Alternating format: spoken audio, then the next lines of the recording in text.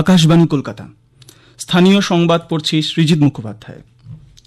কর্তব্যরত অবস্থায় সীমান্ত পেরিয়ে পাকিস্তান ঢুকে পড়ার অভিযোগে পাক রেঞ্জারদের হাতে আটক বিএসএফ জওয়ান পূর্ণাম কুমার সাউকে গতকাল মুক্তি দেওয়া হয়েছে। পাঞ্জাবের ফিরোজপুর সেক্টরে আন্তর্জাতিক সীমান্তের কাছে কৃষকদের সুরক্ষা দেওয়ার কাজে নিযুক্ত থাকা ওই জওয়ান গত 23 এপ্রিল অসাবধানতাবশত আন্তর্জাতিক সীমান্ত পেরিয়ে পাকিস্তানে ঢুকে যান। এই জওয়ানকে অমৃতসরে আটারি সীমান্ত চৌকিতে ভারতের হাতে তুলে দেওয়া হয়। বিএসএফ জওয়ান পূর্ণাম সাউয়ের মুক্তিতে মুখ্যমন্ত্রী মমতা বন্দ্যোপাধ্যায় গভীর সন্তোষ প্রকাশ করেছেন। গতকাল নিজের এক্স হ্যান্ডেলে এক বার্তায় পূর্ণামের স্ত্রী রজনী ও তার পরিবারের অন্যান্য সদস্যদের শুভেচ্ছা জানিয়ে মুখ্যমন্ত্রী বলেন, ভ্রাতৃপ্রতিময়ী জওয়ান পাকিস্তানে বন্দী হওয়ার পর তিনি নিয়মিত রিসরায় ওই পরিবারের সঙ্গে যোগাযোগ রেখেছেন। তার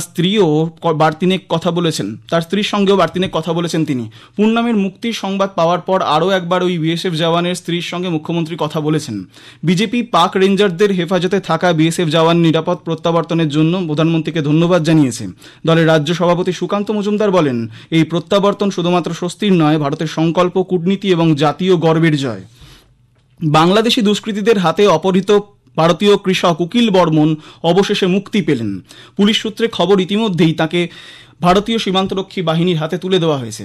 উত্তরবঙ্গ উন্নয়ন মন্ত্রী উদয়ন গুহ জানিয়েছেন, গতকাল রাজ্য মন্ত্রিসভার বৈঠকে তিনি মুখ্যমন্ত্রীকে এই বিষয়ে জানান।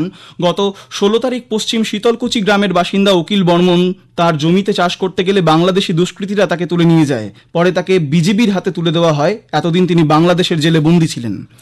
অপারেশন সিঁদুরের সাফল্য উদযাপনে বিজেপি শুক্রবার তিরঙ্গা যাত্রা করবে। কলকাতায় গতকাল সাংবাদিকদের প্রশ্নের উত্তরে বিরোধী দলনেতা শুভেন্দু অধিকারী জানিয়েছে, আগামীকাল বিকেলে কলেজ স্কোয়ার থেকে শ্যামবাজার নেতাজি মূর্তির পাদদেশ পর্যন্ত জাতীয় পতাকা হাতে নিয়ে এবং ভারতীয় সেনাকে স্যালিউট জানিয়ে এই পদযাত্রা হবে।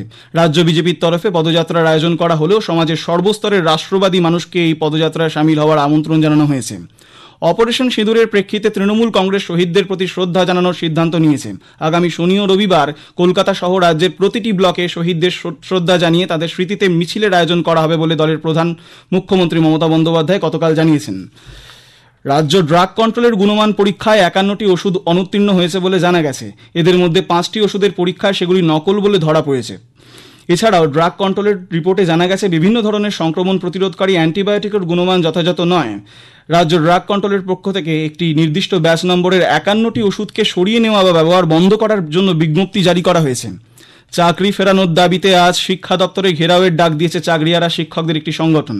যোগ্য শিক্ষক শিক্ষিকা অধিকার মঞ্চের তরফে চিন্ময় মণ্ডল জানান, শিক্ষা দপ্তর ও শিক্ষামন্ত্রীর কাছ থেকে কোনো সদর্থক পদক্ষেপ দেখা যাচ্ছে না।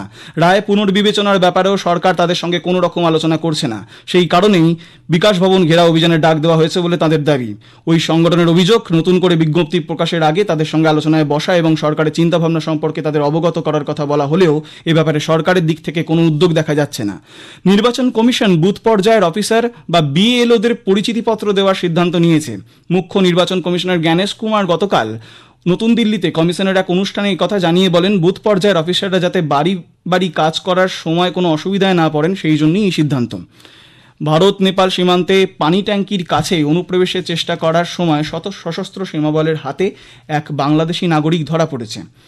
এসএসবি সূত্রে জানানো হয়েছে, গতকাল সকাল 11টায় ওই অনুপ্রবেশকারীকে ধরা হয়। ধৃতকে এসএসবির পক্ষ থেকে দার্জিলিংয়ের খড়িবাড়ি থানার কাছে হস্তান্তর করা হয়েছে। আজ তাকে আদালতে তোলা হবে বলে জানা গেছে। হৃদযন্ত্রের সমস্যা নিয়ে হাসপাতালে প্রায় 20 দিন চিকিৎসাধীন থাকার পর রাজ্যপাল সিভি আনন্দ বোস আজ রাজভবনে ফিরেছেন।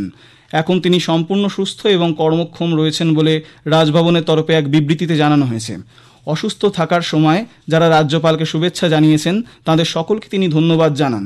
উল্লেখ্য, গত 21 এপ্রিল কাঁধে ব্যথা আর বুকে অস্বস্তি নিয়ে আলিপুরের কমান্ড হাসপাতালে ভর্তি হন রাজ্যপাল সিভি আনন্দ বোস।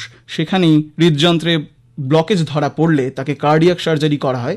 পরদিন 22 এপ্রিল তাকে বাইপাসের ধারে ওই বেসরকারি হাসপাতালে স্থানান্তরিত করা হয়।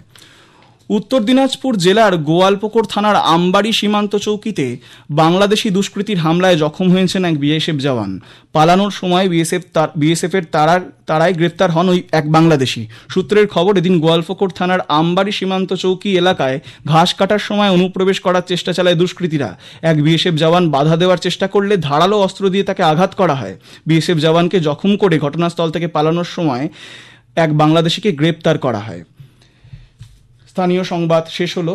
এরপর গ্রামীণ সংবাদ শুনবেন 12টা বেজে 30 মিনিটে।